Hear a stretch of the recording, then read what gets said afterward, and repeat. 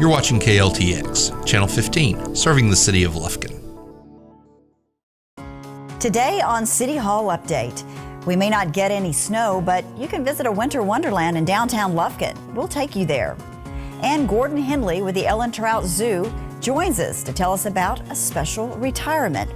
And from red kettle bell ringers to new toys for the little ones, there are plenty of charities that need your help this season.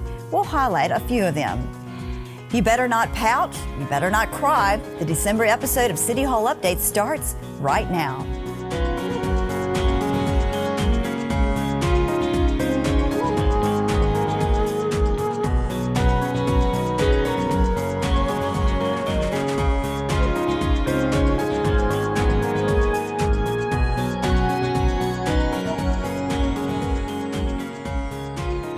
Hi everyone, I'm Yana Ogletree and welcome to City Hall Update. Well, it's beginning to look a lot like Christmas at the Museum of East Texas. From hundreds of trees, unique ornaments, to thousands of lights and miles of tinsel, the museum has been transformed into a winter wonderland. Designs range from traditional to uniquely creative, but they all boast a festive Yuletide spirit that just gets you in the mood for Christmas. Let's see if we can find out more. I'd like to welcome Terra Fidone to City Hall Update, and this is a great time of the year and here at the Museum of East Texas, where there are hundreds of beautifully decorated Christmas trees, and no one knows that more than Terra because she is the founder of the Festival of Trees and for our area. That's right. So tell me how this began. We moved into this community about 27 years ago, and I got involved in the museum. And being on the guild board, we were looking for a fundraiser. And I had just come from Memphis, Tennessee, where they had started the Festival of Trees. And I loved it. I loved the decorating, the community coming together to put these, beautiful art pieces, I consider, together for other people to enjoy. So I said, let's try this. So the board bought into it. JP, the director, McDonald, director of the museum, she bought into it. And so sure enough, we started it. But Yana, we only started with less than a dozen trees. And 25 years, we now have 166 trees. That is crazy. So we're celebrating the 25th anniversary Correct. of the trees. Correct. Did you ever think that 25 years later, this would be going strong?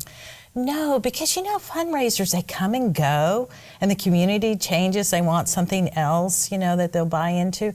So no, I didn't believe it'd make it this long, but it did. And I think because when people come, they're during the holiday season, we're looking to share experiences of the season. And this is a great way to bring your family in and the kids in and have a memorable holiday experience. And so that's why I think it continues on and will for who knows how long. And you talk about the shelf life of a fundraiser, and usually it's like at the most 6 years, that you can hope for. But this event has just gotten bigger and better. Every year you have so many people from the community, businesses and individuals decorating these trees. And I know you all decorate a lot of trees too, you and your committee. But they truly are pieces of artwork. It's amazing what you see here and the creativity that's alive. So tell me about what can you expect when you come to the museum? First of all, you can expect to find something for everybody's taste, which is what's amazing about this event. So when people come to view these trees, I think it brings back memories of their own childhood for adults. For children, it's their first time. They're just dazzled by all the different decorations. And there's, for children, there's Big Bird, there's a popcorn tree, there's a Lego tree, there's the Grinch, and there's many more. Elves, you name it, we have it. For adults, we have, of course, your traditional beautifully decorated tree. We have patriotic trees. We have golf trees. I mean, the list just goes on and on and on. So I just challenge anybody, man, woman, child, not to find something that's going to warm their heart. Oh, I see so many trees here that I would love to have. And let's talk about the process. Sure. This is not an easy feat. I mean, it takes time. And Absolutely. So walk me through, where all these trees live in the summer? Well, fortunately, the museum stores all these trees for us, and many of the decorations. Now, some of the sponsors do take their decorations back, and put, store them, and then bring them back the next year and decorate. But by and large, most of everything is stored. We'll break all this down, and then we'll store it. And then come summer, we'll start putting out letters to find out who wants to sponsor again, find new sponsors, and October we start pulling these trees back down out of storage, and up they go, and within 2 to 3 weeks we'll have it all decorated again. And so you say that so easily up they go, but that's not really the case. No, I mean, there's a lot of fluffing that goes on in this room, right? We have a lot of elves. Yeah. Yes, we have over 120 volunteers that come in, and they will fluff the trees, they'll get them in their stands, and then we have 10 teams of volunteers, and we call them captains. So we have these captains that get their friends and neighbors and whomever else they want to grab to come help them decorate, usually 8 to 10 trees they're responsible for getting done. And so they'll come in that 2-week period and decorate all the trees. And then as we're the chair people, Lacey Luce is the co-chair, and she's a fantastic decorator, by the way. We will go by and help them with anything else they need to get done, to tweak a tree, to add different ornaments to a tree that we need to add, so that we get the perfect product for everybody to view. Okay, so if I'm a business and I want to have a tree, but let's say that I'm just not the creative type, and and I'm really speaking honestly, when it comes to decorating, there is help. You don't have to, because I would walk in this room, and if I had to decorate a tree, I would be so intimidated after looking at all these trees. But there is a solution to that. Absolutely. Our guild board is made up of some terrific decorators and people with creative ideas, and as well as our membership. And so, for instance, this year, Cook Tire sponsored a tree, and they were like, well, we don't know what to do. What you have any suggestions? Well, of course we have suggestions. We took one of their tires and made it the base of the tree. And then within their own store, they had these beautiful vintage signs. So we took those and we put those on the tree. And then I found little will ornaments. And so you just start adding these things, and it's turned out to be one of my favorite trees now, this year. Let me ask you this. Do you have a tree at home? I do have. In fact, I have 2 trees. I was going to say, because usually, once you do all this, it's like, I know decorators who, their tree is the last one to go up. Yes. And it's just like, oh, now I got to put up my tree. But so that's why I'm asking you that question. Yes, I mean, I get real excited actually doing this because I love it. I love to see, again, the creativity, how these trees are embellished, what ideas people come up with, what message these trees say. And to me, each of these trees have a message and are saying something. And if you just look long enough, you will see that. So I just get inspired and motivated to go to my own house. So this year, actually, I did a different tree. I did a travel tree. And I took all of our ornaments from everywhere we've been the last 30 years and put it just with ribbon and all those ornaments. Oh, that's neat. And my daughter's already viewed it, and she just absolutely loves it. So you got her stamp of approval. I did. But it is work, but it's all worth it, Yana, because this is such a great cause.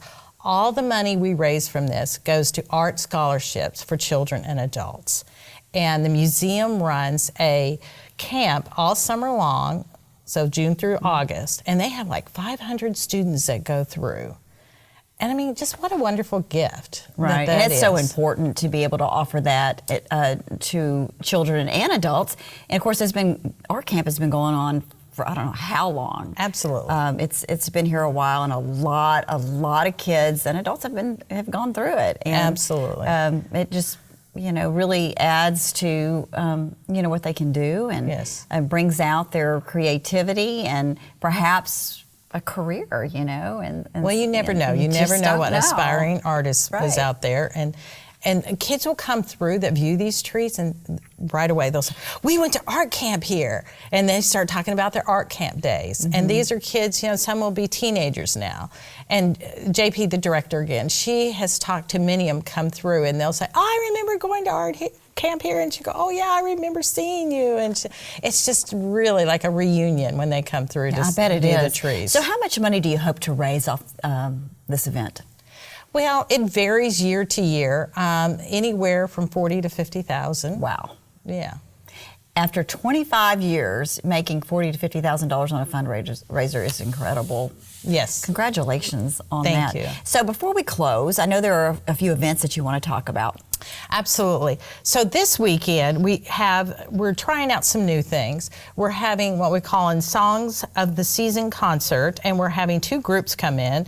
It's a men's quartet called Narrow Road, and they'll be performing at 2 o'clock. And at 3 o'clock, we have Emma Carlisle. She's a high school student that she won Lufkin's Got Talent event, but she's also a state soloist that has won many awards. So we're excited to have her. And then Sunday the 15th is Family Day, and you can take pictures with Santa and his elves. They're also doing activities in the education room where kids can make different crafts and stuff and do coloring of Christmas coloring items. And then on Saturday the 21st, we have something new. We're reading all the Christmas classics to the kids. And we've been so fortunate that our Lufkin High School students, again, many of them award-winning actors, are coming in to do the readings of, 'Twas the Night Before Christmas, Rudolph, you name it, Frosty the Snowman. All the classics. All the classics. And that's from 2 to 4. And then the last chance to take pictures with Santa will be on the 21st from 2 to 4. And then we also have extended hours from 10 to 8 p.m. that the trees can be viewed, starting next Monday, which is the 19th, and going through the 23rd.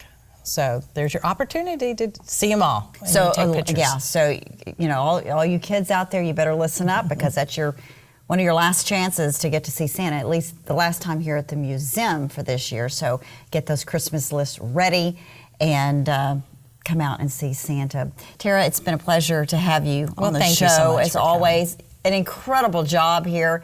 I encourage you to come and take a look at all these beautiful trees here at the Museum of East Texas, celebrating 25 years of Festival of Trees, and you will not be disappointed. It is a fantastic event. So come on down and take a look. Of course, the trees are here until January the 5th. Correct. The 5th. So you still have some time, so come and check it out.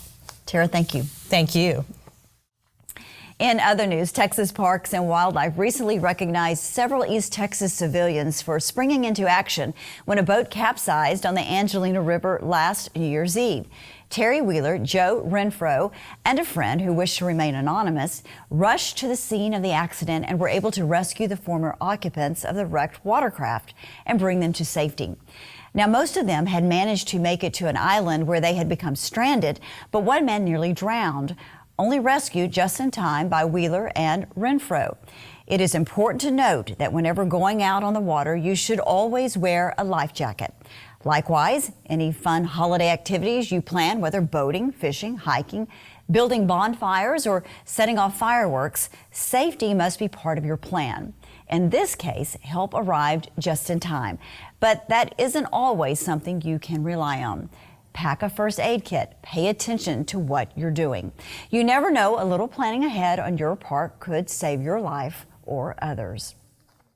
Well, the Ellen Trout Zoo is celebrating 52 years of family fun. And speaking of fun, we have the executive director of the zoo here with us, Mr. Gordon Henley. He's a mainstay on City Hall Update. And usually he brings an animal with him, but this time he's bringing such an important message and actually a recognition that we want you all to be aware of. And that is the retirement, I hate to say it, the retirement of Charlotte Henley, his wife, who has built an incredible educational program at the zoo. We're very proud of her accomplishments. She retired recently after 42 years, 10 months, and about 19 days, nearly 43 years. And when she started the education program, she actually volunteered, and Harvey Westerholm, city manager at that time, recognized what contribution she was making as a volunteer and created the position of Director of Educational Services for her. Since then, it's like, if you can see this is one of the very first education facilities that we had. It was a little Polynesian pavilion constructed from a grant that we received, and we put picnic tables in it, and we did our first zoo safari programs in there, and we did very primitive education programs. Ultimately, this building got walled in, and we built a storage area and other things on it, and programming grew and grew and grew until we actually outgrew this. And what year was this? This was in the early 1980s. And we actually took this building down when we opened our new education center in 2008. So that served us for a very long time. Now we moved into a state-of-the-art facility. Our classrooms are on par with our university and area school classrooms. We've gone from very simple programming now to 25 different school districts in the area, over 10,000 students a year. It's the finest informal environmental education program in all of East Texas. And Charlotte has worked on that devotedly for those 42 years. And it's really, for me personally, to see her go is very sad, but we're very happy. And that's unusual, because usually when a husband and wife work together, it's usually, well, it's not just all rosy, right? That's what I've been told. That's great that you say that. And we're happy that we're able to put her back on a contract basis as a registrar. So now, and she did that too while she was Director of Educational Services. So what does a registrar do? The registrar now takes care of our permits and our animal inventory records and our breeding loan agreements and all of the other associated paperwork that we have to deal with. The USDA, U.S. Fish and Wildlife Service, Texas Parks and Wildlife, the AZA program. All of our animal records are in an international program called ZIMS, Zoological Information Management System. And she has to make sure they're all accurate and updated, because the information now that goes in involves animal behavior, animal breeding, animal transfers, animal welfare, and every other zoo that is involved with this ZIMS program has access to that information. So if there's a research project going on, then the researchers can go into the data that we provide and add that to what they're collecting, and it makes their results much more accurate. So she's not going far, but she is stepping down from a position that she has so much passion for, and obviously she's done a great job growing that program. Chances are, if your child or maybe even you have gone through one of Charlotte's programs at the zoo, it's touched so many lives. Like you said, 10,000 kids come through there every year. Yes, so in so 40, her 42 years, 42. We figure it's 400,000 is an underestimate of the people that she has touched. That's incredible. And we also see at Zoo Safari time, Zoo Safari is our summer program, and it is for the elementary age students, and it fills up immediately. The minute we open registration, it fills up. We don't even advertise it. But we have parents out there now who bring their kids, and I can go in the halls of the building and listen to them talk about when they had Zoo Safari, or when they were junior zookeepers, or when they had that second grade program where it's about what animals eat, and they got to go feed a hippo. And so you can see that while when you think about it in those terms, it makes me feel like an old man, but there's a generational consistency going on, and that's kind of an evaluation, informal evaluation of the effects of the program, and it's pretty gratifying. Absolutely. And she can be real proud of all the things that she has done. Yes, she has touched so many lives. So congratulations to Charlotte. I'm glad that she's not going far and still has a hand in the operations there at the zoo, and you'll still get to work alongside her. She just won't be putting in about 60 hours a week Yeah, now. maybe she can find another hobby. I doubt that because, like you, I think this is her job and her hobby. So let's talk about some of the things going on at the zoo outside of Charlotte's retirement. Well, one of the things we're really interested in getting breeding program going for the Malayan tapirs. And so we have been involved in moving animals around to try and get the right male and female pairs. And we just received a new male, last Friday, came in from Florida. And we're very hopeful that we'll hear the pitter patter of little hoofs. Little hooves? Yes.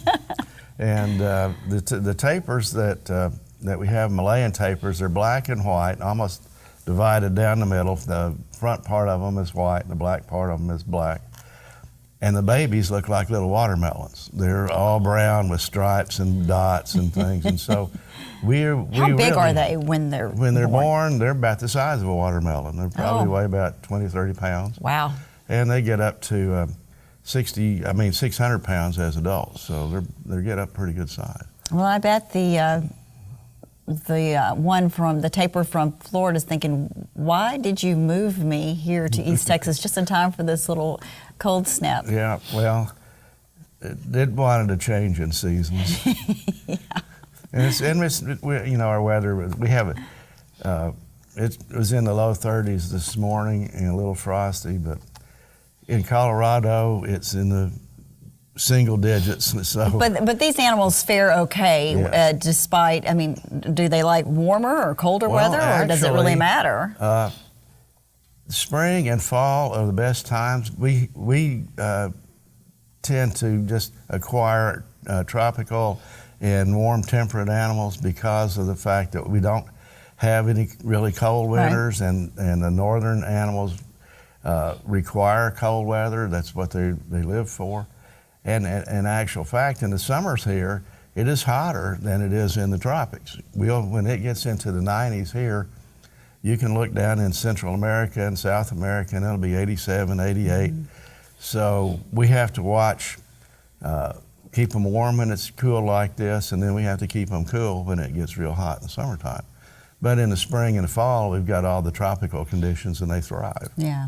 So when do you hope to hear the sounds of little tapir feet? Well, we're going to go through, make sure that he acclimates and that they get along good. He's going through a period of quarantine where he gets all kinds of medical testing and making sure that he's not bringing something in, or our female hasn't got something that she's acquired to give to him. And then we will put them together and see how they behave. So it's a process, and then the gestation is over a year. So once, oh wow! So it's carrying a watermelon over a year. Yeah. So it's not going to be anything real soon, but we're hopeful. Yeah, yeah. And are they in an exhibit by themselves, yes. or will be together by themselves? Right. You can't mix them with other type. You can, but right now animals. We don't. We had them with small deer at one time. So, and that may be something that we do again in the future. Okay. Little Asian deer called muntjac. But right now they're by themselves, and they are right across from that big locomotive that is out there. Yeah. Okay, so what about the jaguars? Well, the jaguars are another endangered species, and we've been working with the Jaguar SSP, or the Species Survival Plan, for ensuring that our jaguars in human care receive the best possible care, and that they also reproduce at a rate that maintains the genetic diversity and the population. And we worked with also with jaguar reserves in Central America, so that there's always a place that jaguars will be in the wild.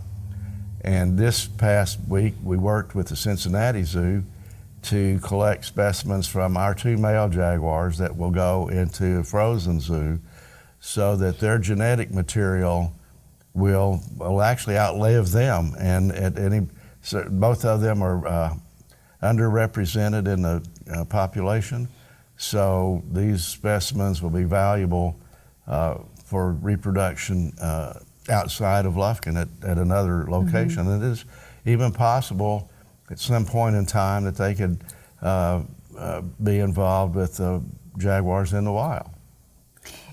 So the jaguar we have here, how old is he? Well, one of them is about 3, and the other one is 10 or 11. Okay, do we have a male and a female? We have 2 males and a female. And so are you going to breed those two? Yes. Now, one of the males is the offspring of the male and female, so we won't be breeding him back. But we intend to breed the other 2 again. Mm-hmm. And we've been talking about acquiring a female for our single male right now, and that's still... He would like that. That's still a thing that is going through the SSP. Okay. Why is there a shortage of jaguars? Well, there's one thing that just putting 2 jaguars together doesn't ensure that they're going to breed. They have to be compatible, and there's a lot of movements that have to go along, and there's a lot of a process. And if your jaguars aren't breeding and their genetic material is valuable, then they look at what other mates are possible for those animals and to move them around from place to place. And that takes a period of time because, once again, they have to be adjusted to each other. You have to know if they're compatible, and then you have to make those switches, and you go through that process again. Jaguars, and in fact most cats other than lions, are solitary in the wild, mm-hmm. and they only come together and mate, and then the female goes off, has her cubs, rears them, and then they go out someplace. So in the jaguars in human care that we have a little bit different lifestyle, and so it's not always challenging. Sometimes it works perfectly, and sometimes it doesn't. So you're talking about big cats. I mean, how do you know they're going to get along when you introduce them in together? I mean, if they don't get along, how do you break something up like that? Well, what we have in our case is in the off-exhibit areas, we have enclosures that have a mesh barrier between them. Mm-hmm. And once they go through quarantine periods, we'll put one individual in one of those and another one in the other, and they can interact through the mesh, mm-hmm. and we can see what kind of posturing they do, whether they try to get at each other through the mesh, and when at some point in time, if they both will feel comfortable enough to lay down beside each other with that mesh. And then when that happens, we say, okay, it's probably time to open the door and let them get together. When we do that, we're also prepared with hoses and fire extinguishers and trash can lids, because you can't physically separate them. You can't open the door and go in there and pull them apart. So we use CO2 fire extinguishers, we use hoses and trash cans, so that if there seems to be serious conflict going, we'll spray the CO2, puts a big cloud in there, we'll spray them with water, and we make a lot of noises with the trash can lids, and usually that gets them to go different ways, and then we separate them again. So we've been very fortunate and have not had to do that except in one case, and that was 4 or 5 years ago with tigers. That's a scary situation. Yes. Yeah, because I've been behind the scenes and looked at those big cats from me to you, and that's a little intimidating. Yes, it is. But yeah, and I know you've told a story, about raising a cub and going into the cage and playing with it, and then one day he was playing and it was too much, and so it was a close call for you. So, yeah. And that's one of those things that we learn by experience, and that probably would not be repeated again with an animal that size,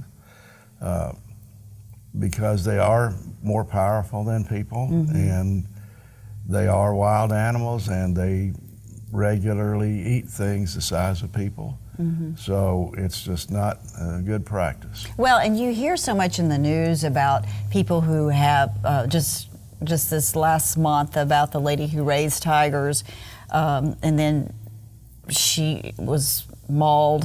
I don't know, really mauled, but she was hurt. But says as soon as she recovers, she's going back. But she didn't blame the tiger. But yeah, people, I don't know if they just underestimate their strength and that they are wild animals. But nevertheless, they were beautiful animals to see behind the fencing at the zoo. So we encourage you to go out and take a look at these animals. Lots going on at the zoo.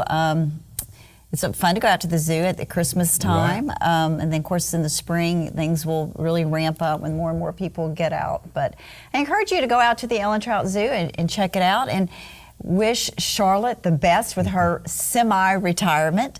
And we're glad that you're still chugging along here. How many years has it been? Well, 44 now. 44 years. And we were talking off camera, it's such a passion. It's his hobby.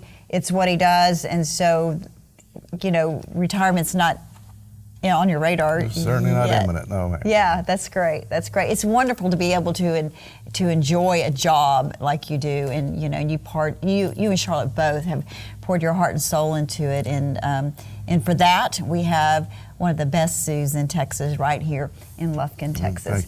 Gordon, thank you for joining us. It's my pleasure, Yana.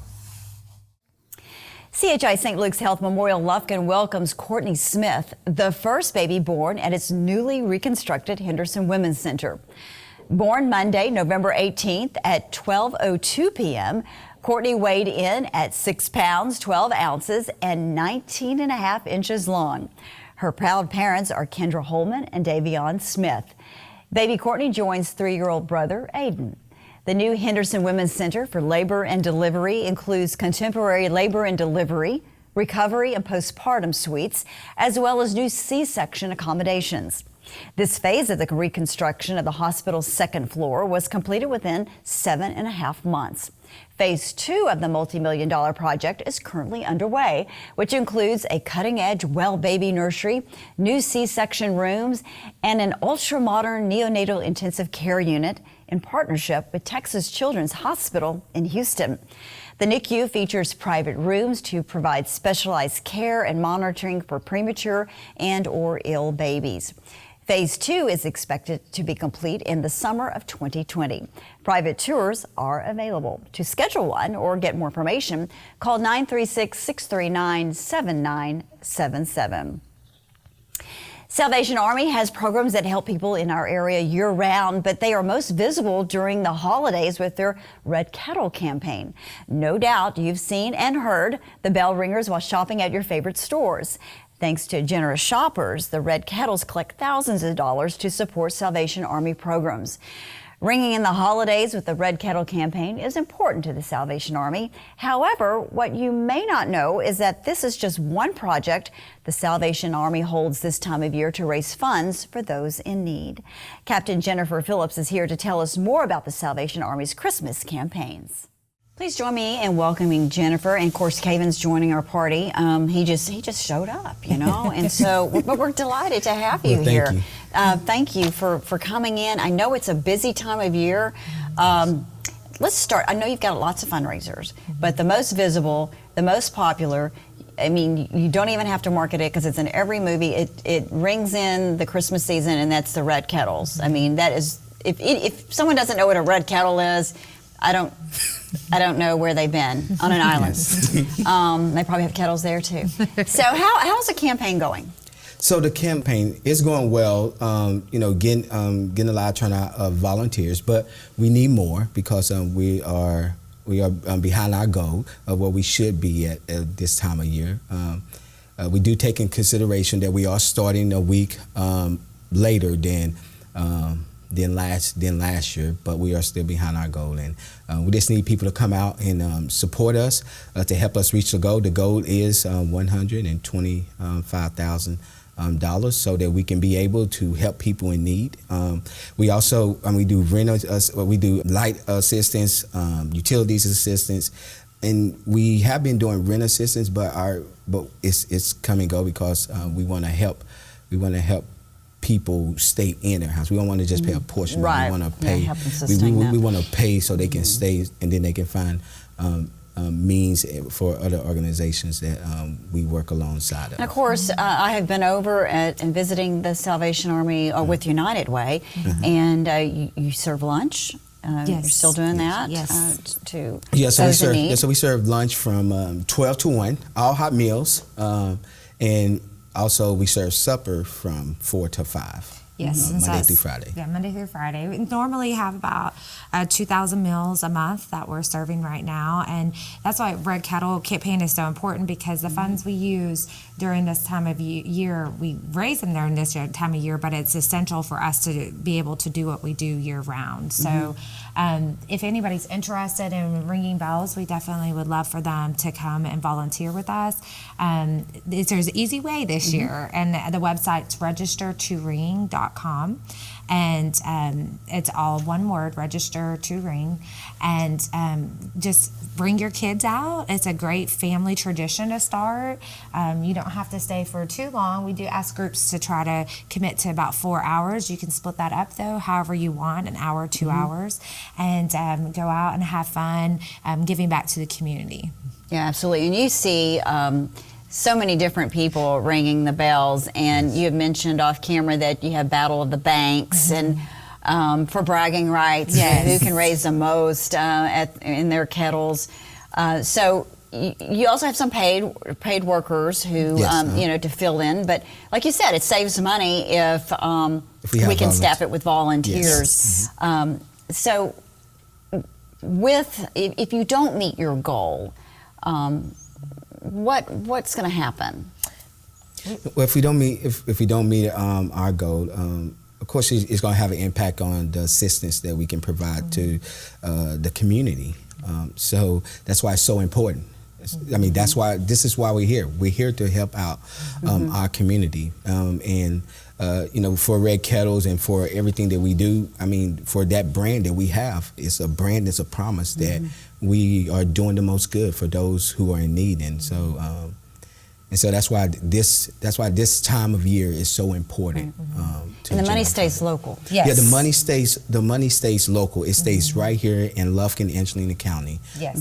So it doesn't go off somewhere. It stays right here. It's helping those right here in this county. Yes, and being on the United Way board, I can say that part of our responsibility is to look at your program and to determine how you spend the money. And I can say, just by being with United Way, that y'all are wonderful stewards of the community's money, and you really stretch a dollar and provide meaningful help to those who need it right here. What is the most unique, thing that you found in a kettle?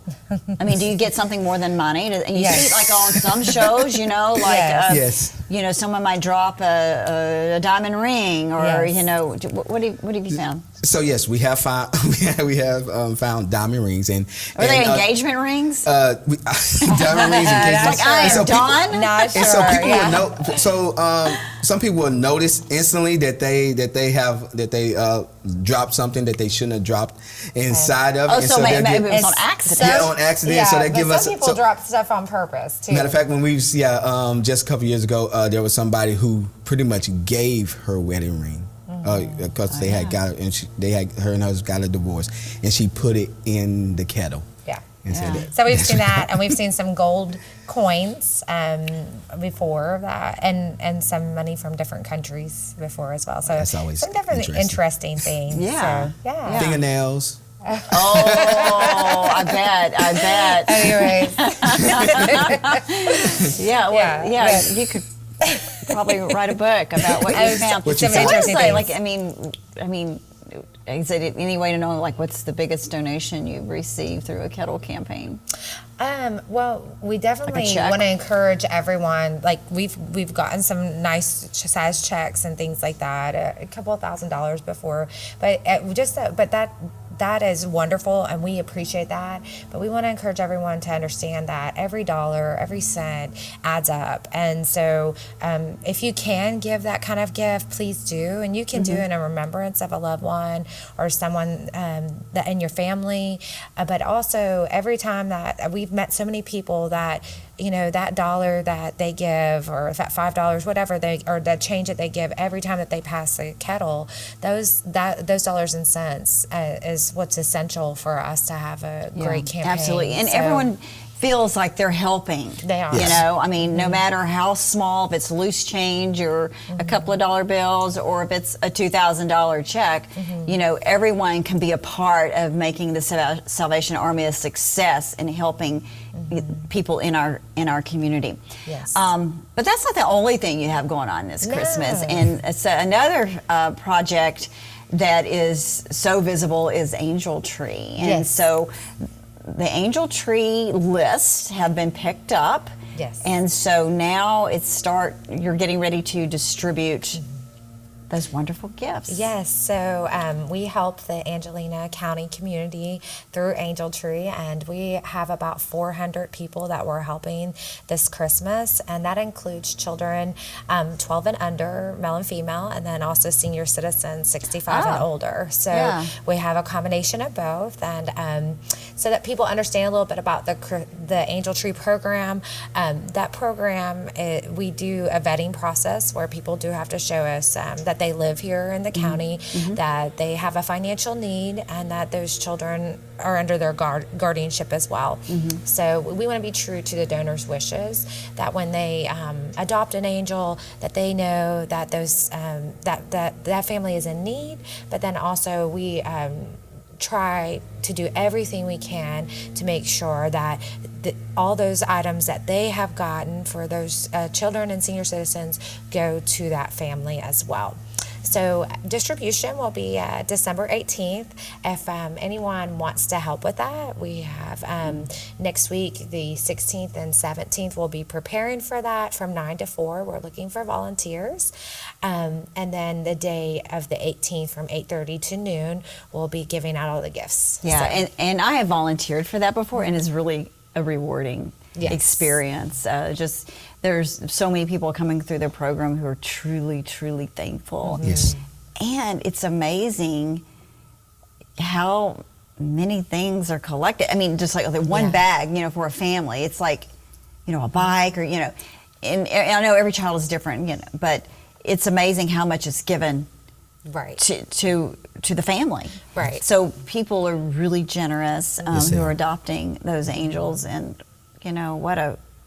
what a great way to support the community, because it's heartbreaking to think that a child wakes up on Christmas and they have nothing under the tree. Right, and I think that's also another thing that we don't think about with Angel Tree, is that we're really helping people not to have to choose whether or not to have toys and a lot of times needed items, because we put a need and a wish on there. So a lot of times people are asking for undergarments or shoes or a coat, bedding. We've had a lot of bedding requests this year. So the parents have to choose whether meeting their needs of their children and having something on their Christmas tree, or paying their bills for that year. So that really is kind of like a homeless prevention program, in the sense that we're helping people not have to make that choice, and to help supplement those items for their family. And so they don't have to decide whether to pay a bill or provide Christmas. So and we can't do it without the community helping to support it, and it's donor driven. And we just had a beautiful story yesterday of a gentleman that came in, and his wife was helped out through the Angel Tree program, because it's celebrating, even though Salvation Army has helped with Christmas assistance in the early 1900s, we're celebrating our 40th anniversary this year with Angel Tree specifically. And this young man, his wife, whenever she was a child, had received Angel Tree, and so she is in a place now in her life where she can get back.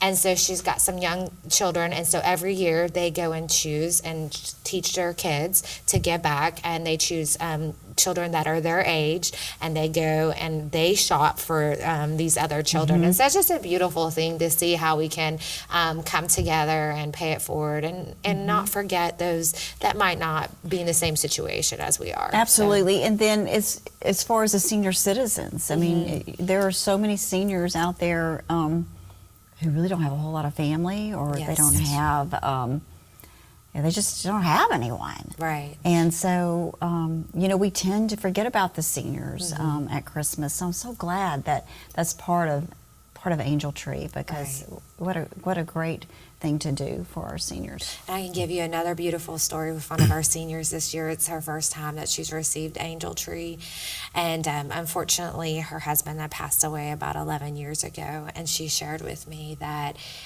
this is the first Christmas that she's going to have something under the tree since he's passed away. And so it's so touching for us to realize that we're helping to prevent hopelessness too, and loneliness, and just to know that somebody cared, somebody cared and stepped in and stood in the gap for her. Yeah. So, yes. Oftentimes those people tend to be forgotten at Christmas, and so thank you for including them in that. So okay, anything else that's a lot. Yes, yeah. And I just don't want to leave anything out. Yeah, the only other thing going on right now is our food drive. Food drive. So if anybody wants to help donate non-perishable items, we're doing our food drive right now. We'll be doing it through the 24th as well, and then Ringing the Kettles is through December 24th. But you can donate. We've got them at several banks, CBTX, Southside, Banks Core South have barrels, or they can just come bring it to our location. We want to get a shout out to Chick-fil-A in the mall, Hudson Primary and Elementary have really helped us by doing food drives already. And last year we were able to get enough to help us in our food kitchen all the way through June. So it's going really well, but if anybody else wants to give, we use all those things to help people in need year round. So, when I visited with United Way, the chefs, the cooks there in the kitchen, they run a great kitchen. Yes. And they know how to, whatever they have in their cupboards at that point, they can fix it up and make it taste great, right? Yes. So a big shout out to those ladies, Rosa right? and Billy. Yes. I think I met Rosa when I was there. Yes. Yeah. So you're also partnering with Chick-fil-A, the standalone Chick-fil-A, to feed those in need. Yes. Tell me about that. So starting January 2nd, we will, for the month, have an event where if you buy a bowl of soup, that will also give a donation of a bowl for our soup kitchen as well. Okay. So how does that work? I mean, are they just giving you the money, what a bowl of soup would cost, or are they actually bringing you soup? They actually bring us the soup. We get cases and cases of soup. We get chicken noodle, and then they have a new one that they just started out, which is their chicken tortilla. So, we get cases and cases of soup, and it helps us to help serve for the entire year. We have quite a great, that's great result of that, and it just really helps in the soup kitchen. So we appreciate it. And Fridays is always our soup day for I was soup going to kitchen say, because of that. Soup is good in this kind of weather, especially. Yes, with it being freezing cold. And so we want to say thank you, a special shout out to Julie, the manager there, because she's made this happen. And we want to thank Chick-fil-A specifically for just always being such a great partner of ours. And they have done so much to help the Salvation Army here in Lufkin. Julie is wonderful. She does a lot in the community. And this is just another example of her helping out those in need. Yes, ma'am. Okay, so the United Way, the Salvation Army is in full swing with the Red Kettle campaign. Again, we need your help. The Salvation Army is looking at a shortage this year for the red kettles. So when you're out doing that last minute Christmas shopping, consider dropping some money into those red kettles, and let's meet that $120,000 goal and continue all these viable services right here in East Texas, helping out your neighbor. So we'll be praying that that you're going to meet that $120,000, and we wish you the best with the toys delivery. That's so much fun. It's like all this just comes together. It's my favorite time I can of see the year. why. It's my favorite it's very day. Heartwarming.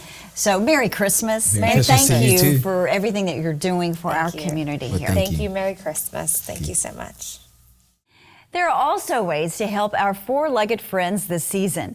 In addition to Kurth Memorial Animal Services and Adoption Center and the Winnieberry Humane Society that houses, feeds, and provides adoptions, Salvation Rescue is opening the Doug's Hugs Food Pantry. The organization gets its name from the late Doug the Dane, a Great Dane that was rescued when his owners moved to Alaska. The organization was created to assist those, especially the elderly, who have difficulty providing food for their pets. In addition to helping their owners keep their pets, which are a source of emotional support and stability, it also keeps the pets out of shelters. For more information or to get involved, visit salvationanimalrescue.org. Looking for some family-friendly fun over the holidays? Why not check out the Holiday Break Craft at the Kurth Memorial Library? Open to all ages, the Holiday Break Craft is free to everyone, and all craft materials are provided. However, children under 13 must be accompanied by an adult. The crafting events will take place from 11 a.m. to noon at the dates listed on your screen. A different craft will be performed each day of the break. The Kurth Memorial Library is located at 706 South Regay Street near downtown Lufkin. Well, that's all for this edition of City Hall Update. Thank you for joining us, and we hope you will continue to watch for the latest news and information from Lufkin City Hall. I'm Yana Ogletree. Have a great day.